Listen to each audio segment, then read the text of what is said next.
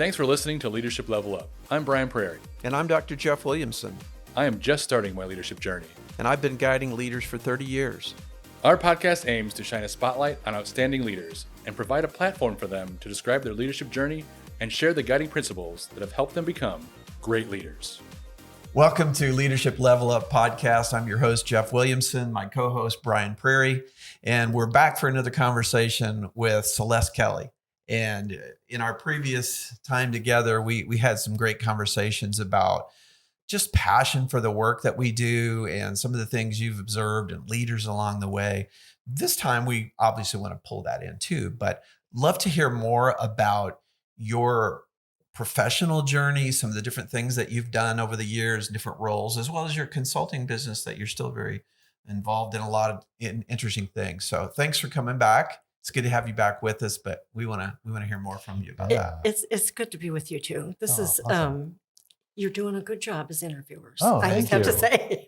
From you, Well, yeah. thank you, man. Yeah. That's high praise. With decades of career experience in that, I receive that with thanks. Well, I think, back to leaders and the things we talked about before, encouraging people. I've been blessed by working with people who don't place limits. In other words, I think in the other segment I talked about Elwin would never said no. We want to do this. We want to do that. And he would never say, no, you can't do that. We don't have the money. No. He would always say, what do you need? How can I help? And so my first television job was in the era of cable television. Okay. Right when cable came on the scene and systems who had X number of subscribers, I don't remember what the number was, had to provide X number of hours of locally produced programs. That was in Peoria. And we had a good two guys were from San Francisco. The program director was from San Francisco. The general manager was not production oriented, but he loved what we were doing. So he just, his style was he just stayed out of the way. Oh, you need money? Okay. Let you do your thing. Do your thing, but do it really well. Do it really well. And so that's kind of how we were. We did things that I don't know that other people were doing. 1976, during the presidential election, I did a series of interviews with all the presidential candidates. And there's a piece of history. Wow. The technology wasn't then what it is today. And so Briggs, the program director, decided that what he would do is he called it bicycling, literally hot footing with X number of tapes to this station, and then they would take it to the next station, so that all the cable stations in this particular grouping around the state of Illinois had access to these programs and could air them. I don't know whether that led to some of the other things that happened then. It could have. I don't know. But we were on a shoot one day at a Frank Lloyd Wright house owned by just the loveliest couple. Beautiful home. And so, they let us go through the whole house and everything. And all of a sudden the phone rings. And the host came out and said, Celeste, you have a phone call. And I said, oh, okay. And she said, it's the office and it's urgent. And I'm like, oh, okay. Thinking something happened to my son or what, what could be, we're on a shoot. You don't interrupt, right? Mm-hmm. So answer the phone and she said, hi, it's Dottie. And I said, what's the matter? She said, the White House just called and they need to talk to you. Like the White House. And I said, most of us don't get that message in our lifetime. Well, I said, what do you mean? Is this some kind of a joke? And she said, no. And they said, you have to call him back, like right now. And I said, she said, just stop asking questions and call them. So do it. I said to Briggs, the program director, I said, I need to take a break. He said, what's going on? So I told him and he said, oh yeah, right. Right. The White House called you. Sure. Right. Okay. Sure. And I said, here's the number. So he says, okay, you call, we're going to listen. So anyway, long story short, it was the White House calling, and they were calling to see if our station would be station of record for Mhm. President Ford's Conference on Domestic and Economic Affairs in Peoria. Whoa. So we've had Why, all the sure. networks. Oh, Yeah. sure. Yeah. Oh, right. And so I had him, it wasn't on speaker, but Briggs was there and he was hearing and he was going, say yes. Yeah. Say yes, say yes. I said, oh, okay. Yeah. So wonderful experience. He could have said no. Frank, the general manager, could have said, are you kidding me? We're not prepared It's too for this. much. It's just too much. It's too big. It's too much to tackle. Nobody said no. So we didn't know when it was too much or you're not qualified or Right. you can't because Let's find out. let's find out. Yeah. It was wonderful. It was absolutely wonderful. Mhm. It was a 2 or 3 day, Mhm. no sleep, Oh, you know. well, yeah. Earn one of whatever those, you were but getting paid, it wasn't enough, it wasn't but it was still no. worth it. No, Yeah. Yeah. oh, yeah, that's the other thing.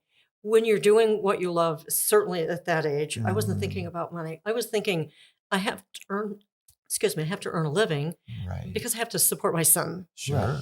And one of my mother's dear friends said, as long as you have to do this, just make sure you're doing something you really love because then it won't be so hard to say goodbye in the morning. Right.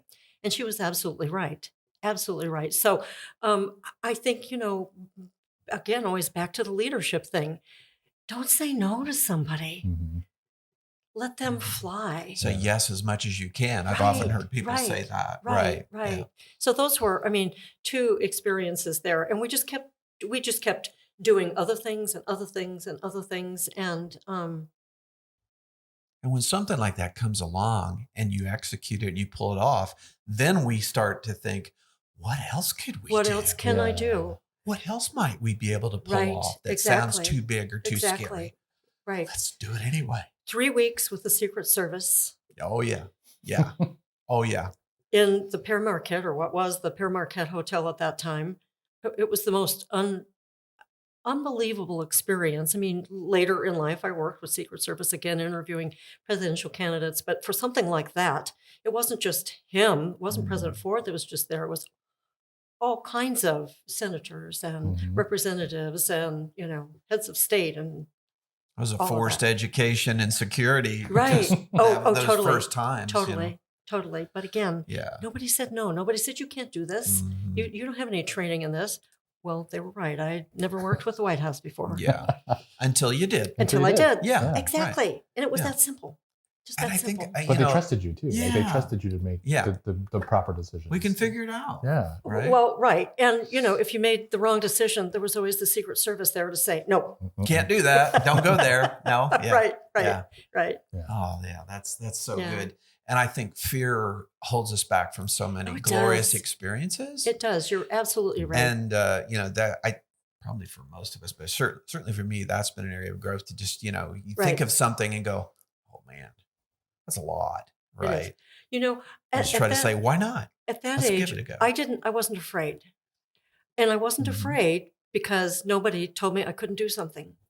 In that case, I think that's great. I think that's a Mhm. good thing. Right. Yeah. Right. Fear comes along off and on in our lives and Sure. it does get in the way.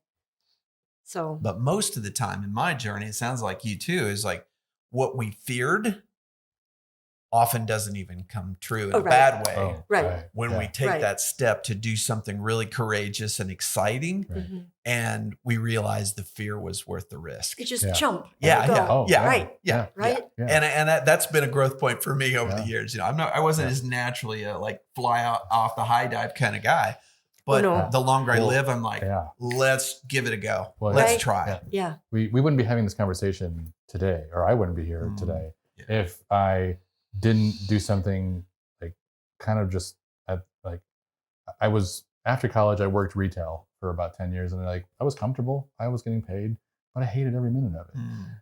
Mm. Life's Only too after short, I man. was like, I Life really is hate pretty this, short. but yeah, I was like, I don't like any of this that I'm doing.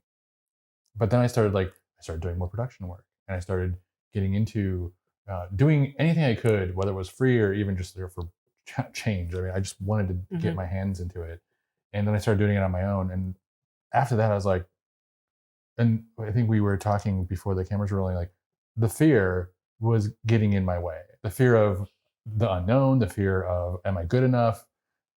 Well, all those questions were answered. It was like, sometimes I wasn't, but I figured it out. Right. So the Right. the fear didn't matter at that point. Like Right. so, Yeah. I once I just like kind of let go, I'm like, oh well. So what if it doesn't work? What if it doesn't work? All right, I'll What's figure the worst that something. can happen? I'll figure something else Do out. something different. Right. And then I mean, just even as human beings, we're very pliable, and we're very able to kind of just like be able to kind of figure these things out. Well, and I think when you talk about fear and putting fear to the side, and you think about how much putting fear to the side allows your passion to rise up for what Mhm. you're doing. Yep. And when that takes over,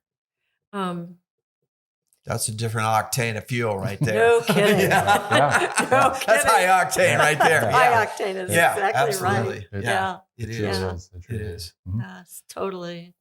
We were talking about your career at the. We were talking about your career at the TV station. Mhm. The first one. The first one. Yeah. So how long were you at that one? Let's see. We talk about this all the time when I get together with these guys, and there are times when we can't remember. I think it was 19. Sometime in the 80s or the 90s. This or was in whatever. this was in the early and mid 70s. Okay. And so at that station, one day I was sitting there, and the papers had been full of, Dr. Phil Weinberg at Bradley University, dean of the Communications College, met with PBS, and he was bringing PBS to Peoria. And then the next story in the paper would be they hired Elwyn Basquin to bring this station to life. And the next thing I knew, the two of them were sitting in my office at this cable station Oh wow. offering So me a job. We Oh. want to talk to you. Yeah. You're like, Nice. Me? oh, that?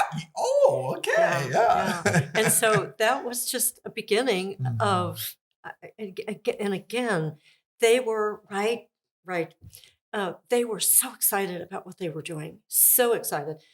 Phil was a contagious. professor. He wasn't, his passion was not producing and directing. Right. His passion was, okay, Peoria doesn't have this. I'm going to make sure it does. So he did his part. Elwyn did his part, and then he hired this great team of people who we just all fit together. When I say great team, I don't mean it in an ego way. He knew how to put people together in a way that these people were going to really work well together, and we did. During our documentary, one of the days we were interviewing him, somebody said, "Did you ever have doubts about any of us?" And he said, "Yes." We're all like, Oops. Was it me? "Me?" and it was me. And it was me. And I said, before either of the guys, everybody looked at me, and Yeah. I'm like, "Okay, what'd I do?" Right. What was He it? said, "You didn't do anything. You came to me one day when PBS sent you the letter saying that Nancy Reagan, when Ronald Reagan was in the White House, was partnering with PBS on a drug and alcohol called the Chemical People. Mhm. And it was a national outreach project. Communities, PBS communities, we had a community licensee, not a university licensee. And so stations and communities around the country would create this outreach project, reaching into the community to talk to parents and kids about drug and alcohol. Not just addiction, but use and then Mhm. addiction. Mhm. And then each station would produce their own series of documentaries around PBS documentaries. So I went to Elwyn one day and I said, "I got this big packet in the mail." And I said, "I think this sounds really great." Right. He says, "You're kidding." And I said, "No." He said, "Okay, I'll look at it." He didn't say no. He didn't say no because he never did say no. Mhm. He looked at it. And a couple days later, he called me into his office and he said, "Okay, I talked to Phyllis about this. I went home one night and said, I'm really worried. This is awfully big jump." And she said, "Has she disappointed you?" And he said, "Well, no, none of them have. What are you talking about?" She said, "Well, then say yes, like you always do." And so, again, somebody saying, "Go for it. Do the best you can do. This isn't about you." He was always quick to remind those of us who were on the air. And at that time, it was just me. This isn't about you. It's about your guest. Mhm. It's about the subject. It's bigger than you. It isn't about, nobody cares what you think. Nobody needs to know what you think. Right. Let's let them shine. Yep. Best advice ever, ever, ever. So anyway, we did the chemical people, and the community just responded in such an incredible way. Volunteers, all volunteers. I think we had like 19 town hall meetings on the night. I think there were 2 nights of this. I'm not sure I'm remembering that right. But anyway, there were 19 different leaders in the Peoria area who decided they were going to be a part of this. And so they would have town meetings, whether it was at a restaurant or in their home or wherever. So this community came together to embrace young people and help them understand how dangerous drinking and drugs can be at that age, at any age. And then, of course, we talked to young people who had an addiction problem and who were we were so blessed by their willing to be open and honest. They weren't afraid. They weren't afraid. Share their story. Yeah, they were just willing to share their story.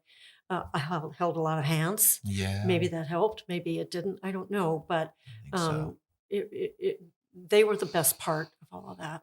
Wow. So, yeah. Wow. Another really great, there were lots of those experiences. Yeah. When people say yes, go for it. Instead of, It's empowering. it's so empowering. It says, at least I think you can do it, Right. Well, or let's find out. Right. And you learn so much about yourself. Mhm. There's no time to be afraid in television. No. That's a good No. point. 5 minutes before you get the You're yes. on. Yeah. Right. Yeah. Am I gonna ask a really dumb question? I met Kenny Rogers during the years that in the 80s, before civic centers were really big, and in that part of the country. The Heart of Illinois Fair was a really big deal, and they had all kinds of really big, well-known Top line, national. right. Mhm. The year that Kenny Rogers released "She Believes in Me," my job was to produce it, so got permission to interview Kenny Rogers and all the other performers that year, and to record their program and then cut it together later. And I was really nervous because I had like this huge crush on Kenny Rogers. I think a lot of people do. Huge fan crush. Oh yeah. And so he's on the grandstand Mhm. that we used was actually the high school football stadium. Okay. And so we were on the football field doing the interviews, and so was the stage. So anyway, here comes his bus, this big tour bus, and he's walking across, looking right at me, and I'm like, I can't do this. Is there a back door? I can't do this. Gotta get And out of here. I'm sure I'm blushing by that point, because he was like, not just did he have this to die for voice, and that part of the musician in my family is like, this Yeah. guy is It's a big. gift. Yeah. Yeah. He's huge. Yeah. But anyway, so he walks up to me, he grabs my hand. Mhm. Hi, I'm Kenny Rogers. Oh wow. And I went, I know. I know. And I'm like, the director was not in the remote truck. He was standing behind me, and I heard him go. And I'm like, That's such a cute story. I'm so sorry. I'm so embarrassed. He said, I'm very flattered. So, And then you probably settled down and had a great we conversation. had a great right? interview. Yeah, A great yeah, interview. yeah. Yeah. But a little, love that. we have all those experiences, and that's Yeah. all part of it. Mhm. Yeah. It means you're alive and loving what you're doing yes. and Yeah. engaged. Yeah. Engaged. I love So- that. Yeah. Sometimes as we've interviewed guests, we've said to them, what would be some advice you would give to your 20-year-old self now Ooh, that it's yeah. in the rearview mirror? Because we have those times we might be fearful or not have courage. So if you were able to go back and give some advice to 20, 25-year-old Celeste, what would be some advice you'd give to her? It's a really good question. And other people ask that same question in spiritual circles also. Mhm. And I think the answer for me has to go back to what Elwyn said. I want you to do your very best. This isn't about you. Do your homework. always do your homework. Mhm. Don't fly by the seat of your pants. Do your homework. And don't let it be about you. Let it be about something bigger. And he, and I, when I say that, I talk about, I guess, maybe different stages of my life since then, because he passed a couple of years ago, right after we did the documentary. Okay. And so he's not here to remind me. Right. I hear him. Yeah. I hear him. Yeah. But I think all through our lives, no matter how old we are, if we're still passionate about working in any way, we have to grow, Mhm. and we have to hold on to the things that helped us when we were young and afraid and really didn't know what we were doing. Mhm. So that would be it. Oh, that's good. I think that's just a nice cherry on the sundae for our conversation. Yeah.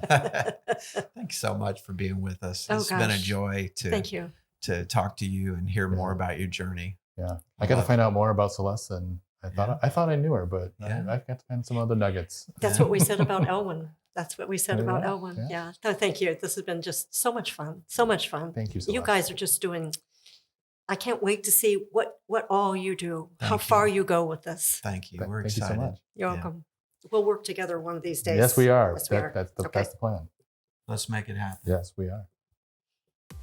Thanks for listening to this episode of Leadership Level Up. Please subscribe so you don't miss future conversations with great leaders.